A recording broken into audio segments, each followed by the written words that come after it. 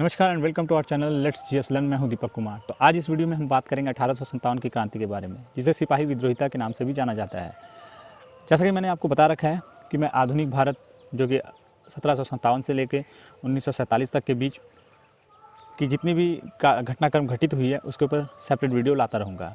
इसके पहले मैंने 2 वीडियो बना रखा है जिसमें 1905 से लेकर 1942 तक के जितने भी घटनाक्रम घट चुके हैं केवल 10 मिनट में उसका विवरण आपको मिल जाएगा।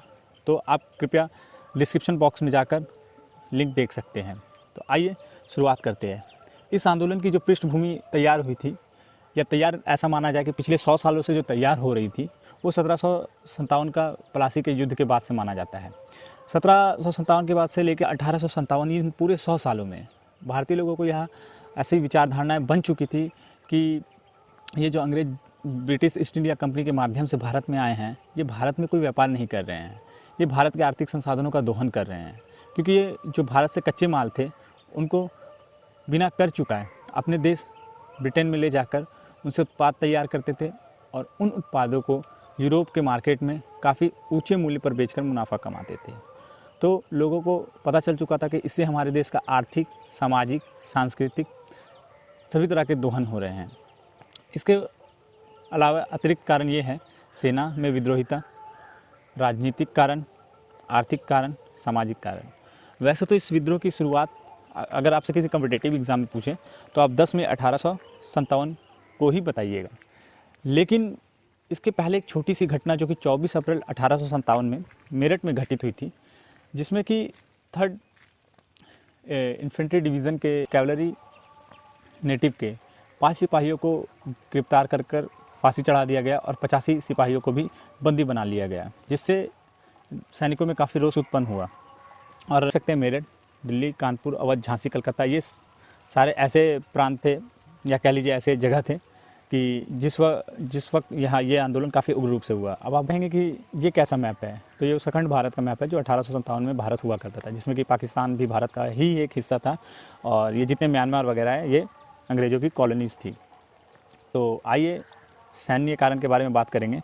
तो ऐसा माना जाता है कि जो 1857 का विद्रोह था यह मूल रूप से इसलिए प्रभावी हुआ क्योंकि इसमें भारतीय सैनिक ज़्यादा थे।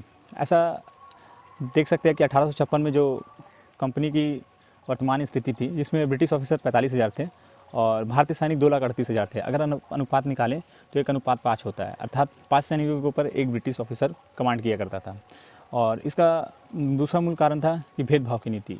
जो अंग्रेज थे और ब्रिटिश ऑफिसर्स, वो भारतीय सैनिकों से काफ़ी भेदभाव करते थे। रंग भेद की नीति, धार्मिक नीति, उनका मतलब ऐसा मानना था कि हम तुमसे काफ़ी श्रेष्ठ है, हर मायने में हमारा धर्म तुमसे श्रेष्ठ है, हमारी जीवन शैली तुमसे श्रेष्ठ है। तो इस मामले में वो भेदभाव करते थे और भारतीय सैनिकों को चाहे उनमें कितनी भी योग्यता हो, उन्हें ऊँचे रैंकों पर आसीन नहीं किया जाता था। कोई भी भारतीय सैनिक सूबेदार से ऊपर रैंक पर नहीं जा सकता था। और तीसरा मुख्य कारण था कि वो भारतीयों के जो धार्मिक चीज़ों थे उसको आहत कर रहे थे। जैसे कि जो आपने देखा होगा कई पुराने नाटकों में या फिल्मों में कि एक विशेष तरह की वो पगड़ी पहनते थे जो उस यूनिफॉर्म से मैच मिलती थी। उसकी जगह पर इन्होंने चमड़े की बनी टोपियाँ उनके यूनिफॉर्म में ऐड कर दी। इसके बाद वो उनके धार्मिक, सामाजिक जीवन शैली में भी काफ़ी हस्तक्षेप करते थे, जिससे उनमें रोष उत्पन्न हो रहा था। लेकिन जो इसका मूल कारण था वो था इनफील्ड राइफ़ल का आना।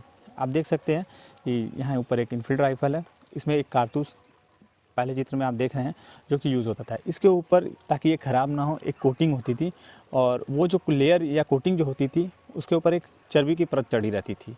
वह चर्बी की परत ऐसा माना जाता है कि गाय और सूअर के मांस की बनी होती थी, जिसे उपयोग में करने से पहले दाँत से काटा जाता था, फिर बारूद को बंदूक की नाल में भरकर आगे फायर किया जाता था।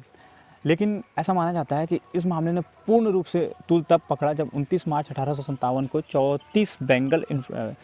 34 बंगाल नेटिव इन्फेंट्री के एक जवान मंगल पांडे ने अपने ऑफिसर को इस कारतूस का उपयोग करने से मना कर दिया और उसे बंदी बना लिया गया और उसे इसके ऊपर ऐसा दोषारोपण किया गया कि अपने सीनियर अधिकारी के हुक्म को नहीं मानने के कारण उसे फांसी दी जा रही है।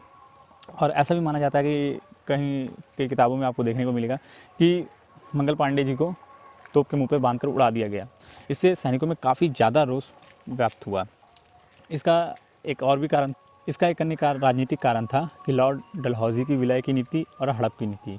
इस नीति के अंतर्गत अगर किसी साम्राज्य में राजा का पुत्र नहीं होता है तो वह गोद लिए हुए सन को उनका अगला उत्तराधिकारी नहीं मानकर उस साम्राज्य को अपने अंतर्गत मिला लेंगे। दूसरा कारण था आर्थिक रूप से भारत का शोषण। तीसरा कारण था ये भिन्न भिन्न तरह के टैक्स भारतीयों पर लगाया करते थे। चौथा मुख्य कारण बताया जाता है कि 1757 से लेकर 1857 के बीच में भारत में भीषण 12 अकाल पड़े, जिसके लिए उन्होंने कोई राहत नहीं दी और उल्टा भारतीय किसानों से जबरन कर वसूला। इकोनॉमिक कॉस्ट आर्थिक कारण। ऐसा माना जाता है कि जो ब्रिटिश ईस्ट इंडिया कंपनी थी ना, वो भारत को सही ढंग से चला नहीं पा रही थी। उनमें काफ़ी मिसमैनेजमेंट था। वो उनके अधीन किसान करों के बोझ से झुके जा रहे थे और उन करों को चुकाने के लिए उन्हें साहूकारों के पास जाना पड़ता था। ये साहूकार ऊंचे ब्याज दरों पे कर देकर उनकी ज़मीन को कर ना चुकाने पर हड़प लेते थे, जिससे किसान भूमिहीन हो जाते थे और उनमें काफ़ी रोष बढ़ता जा रहा था। तीसरा मुख्य कारण है कि ब्रिटिश ईस्ट इंडिया कंपनी ने भारत में या विदेशों में अपने जो तैयार उत्पाद है, अपने कपड़े, उनको बेचना शुरू कर दिया था। ये कपड़े भारतीय तैयार किए गए कपड़े से कम मूल्य के थे, जिससे कि भारतीय हस्तशिल्प एवं करघा उद्योग जो काफ़ी प्राचीन था वो चौपट हो गया और उससे जुड़े लोग बेरोजगार हो गए। चौथा मुख्य कारण था कि अंग्रेज़ों ने कई ज़मींदारों को उनके ज़मीन से वंचित कर दिया था। ये वो ज़मींदार थे जो भारतीय किसानों का शोषण नहीं करना चाहते थे और अंग्रेज़ों को ज़्यादा टैक्स नहीं देना चाहते थे। तो ऐसी स्थिति में उन्होंने कई ज़मींदारों को भूमिहीन कर दिया। ऐसा माना जाता है कि केवल अवध में 21,000 तालुकदारों को उन्होंने उनकी ज़मीन से और संपत्ति से वंचित कर दिया। अगला कारण है सोशियो रिलीजियस कॉज अर्थात सामाजिक धार्मिक कारण। इसमें सबसे मुख्य घटना जो है एबॉलिशन ऑफ सती प्रथा का त्याग। सती प्रथा के अंतर्गत किसी भी महिला को उसके पति का देहांत होने पर उसकी चिता के साथ जला दिया जाता था। इस प्रथा को उन्होंने समाप्त कर दिया। हालांकि आज के परिप्रेक्ष्य में ऐसा काफ़ी अजीब लगता है कि ऐसा प्रथा हमारे समाज में थी। विडो रीमैरिज एक्ट 26 जुलाई 1857 अर्थात विधवा पुनर्विवाह अधिनियम। जैसा कि इसमें आप समझ सकते हैं कि किसी स्त्री के पति का देहांत होने पर उसकी पुनः शादी की जा सकती है। और इसके साथ एक अन्य कारण ये था कि उस समय ब्रिटिश ईस्ट इंडिया कंपनी जो थी अन्य देशों के साथ भी काफ़ी लड़ाइयाँ लड़ रही थी। इसके लिए वो भारतीय सैनिकों को एक जगह से दूसरी जगह भेजती थी, कई एक देश से दूसरी जगह देश में भी भेजती थी, जिसके कारण भारतीय सैनिकों को समुद्र रास्ते से होकर जाना पड़ता था। तो ऐसी भारतीय धार्मिक भावना थी कि अगर कोई भारतीय समुद्र मार्ग से दूसरे देश जाता है तो उसकी धर्म खतरे में है, अर्थात धर्म समाप्त हो सकती है। तो यह भी एक असंतोष का कारण बना। अब मैं बताना चाहूँगा कि किन किन जगहों पर किन किन लोगों ने इसकी अगुवाई की। दिल्ली में ऐसा माना जाता है कि आसपास मेरठ, आगरा से कई किसान और जो सैनिक थे वो इकट्ठे होकर दिल्ली पहुंच गए और एक बूढ़े सुल्तान जो बहादुर शाह जफ़र था उसको भारत का सुल्तान घोषित कर दिया और उसके कमांडर जिसका नाम बख्त खान था उसने इस विद्रोहिता की अगुवाई की। कानपुर में पेशवा बाजीराव द्वितीय के जो पुत्र थे नाना साहेब, उन्होंने तात्या टोपे के साथ इस विद्रोह की अगुवाई की।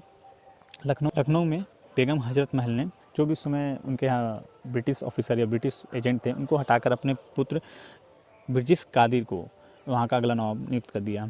बरेली में खान बहादुर खान ने इस विद्रोहिता की अगुवाई की। बिहार में 70 वर्षीय जमींदार जो बाबू कुंवर सिंह थे उन्होंने इस विद्रोह को आगे बढ़ाया। और झांसी के बारे में तो एक अलग लेक्चर ही बन सकता है कि झांसी की रानी जो लक्ष्मीबाई थी, जो कि राजा गंगाधर राव की विधवा थी, उनका कोई पुत्र नहीं था, जिसके कारण उन्होंने अपने राज्य को अंग्रेज़ों के अधीन विलय होने से बचाने के लिए अपने प्राणों की आहुति दे दी। तो आशा करता हूँ आपको यह वीडियो काफ़ी अच्छा लगा होगा।